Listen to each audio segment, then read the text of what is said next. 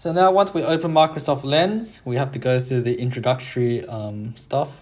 Just going to skip through all this. We want to allow it to have access to our pictures so we can take photographs of our exam. Now we don't need to send data to them, so we can untick that one.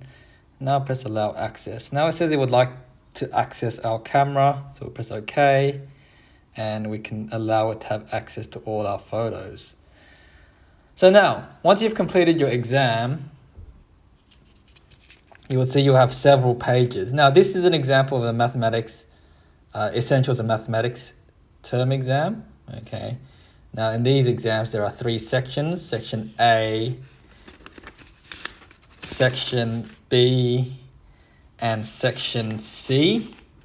Okay. Now of course your work is going to have working out and solutions, and you might have done several pages for each section.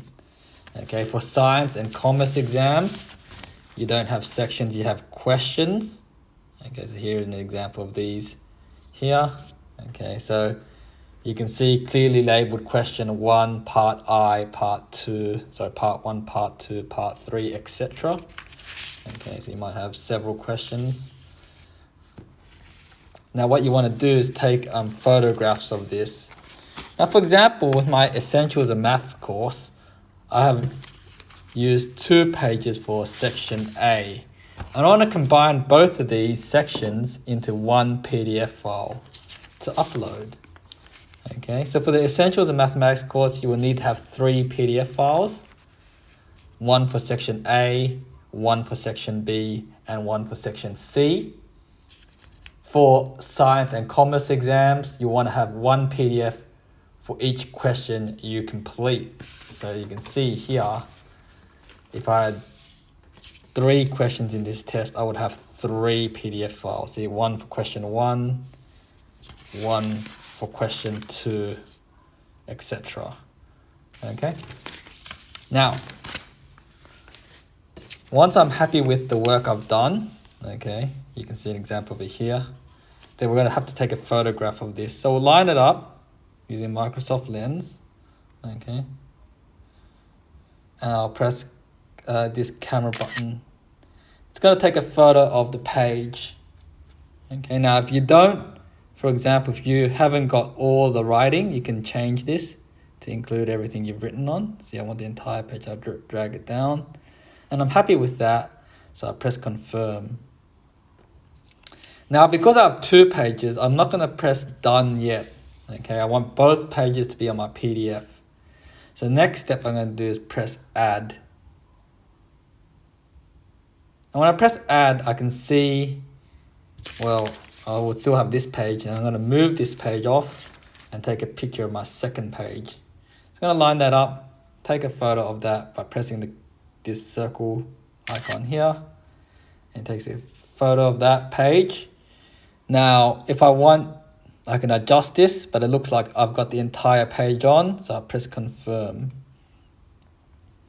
Okay, so now I've got the pictures of both pages I want, and I want to convert this to a PDF. So now I'm not going to take another picture. I'm going to press this orange button with the arrow and the number 2, so this one right here.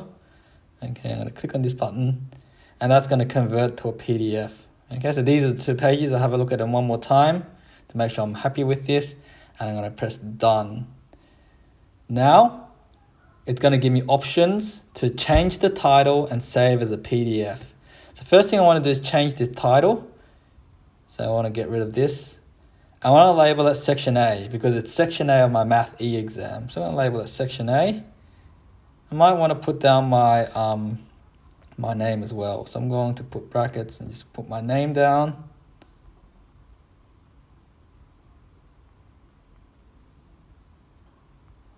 And I want to save it as a PDF. Okay, so it's very important that you save it as a PDF, because when you're uploading it to Moodle, the format it accepts are PDF files. So you need to make sure that you click on PDF files. If you by mistake click on another button, you can always redo this process. But let's click on PDF, so this button here, and we want to save it to phone storage.